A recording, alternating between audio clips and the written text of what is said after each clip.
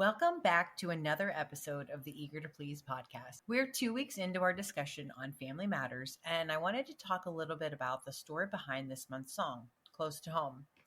I wrote this one with two of my songwriting friends, Nick Serro and John Salaway.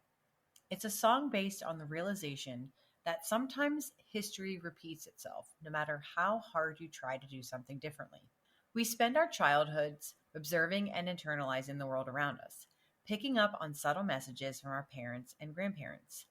And those messages then become the foundation on which we're raised, the values that are instilled in us, if you will. But as I'd mentioned in the last episode, sometimes the way we're raised isn't necessarily the way we want to be as adults.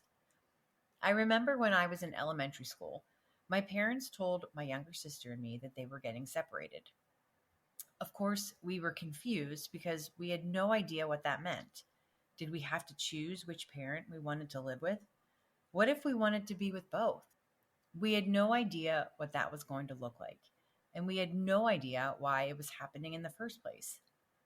While I don't remember much about those years of my life, probably because I subconsciously erased them from memory, I do remember the yelling and the crying and feeling like I was the only kid who didn't have parents who were happily married.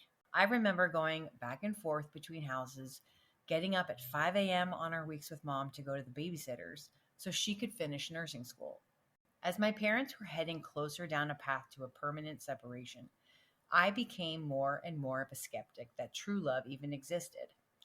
I didn't have it displayed for me, so in turn I started building a wall around my heart so that no one could hurt me the way I saw my parents hurt each other.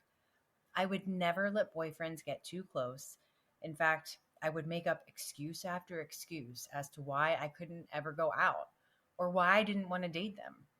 I never gave anyone a fair chance to get to know the real me. And happily ever after? What a joke. I know Disney's made a lot of money on that sentiment, but I never thought I would buy into it.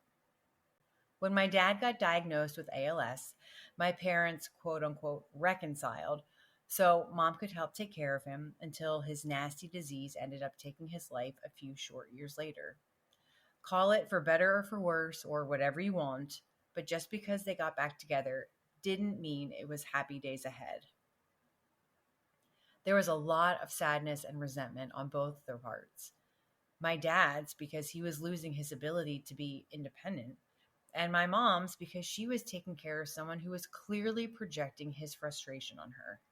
And I remember thinking that I never, ever wanted to grow up having a marriage like that. In fact, I never wanted to get married at all, period. Until I did. I got married to a great guy, really. We had so much fun when it was just the two of us. No kids, no real financial stresses, no schedules to worry about but our own. Just two young kids living their best lives. And then the kids came, the financial stresses came, and we grew so far apart that we didn't recognize who the other person had become.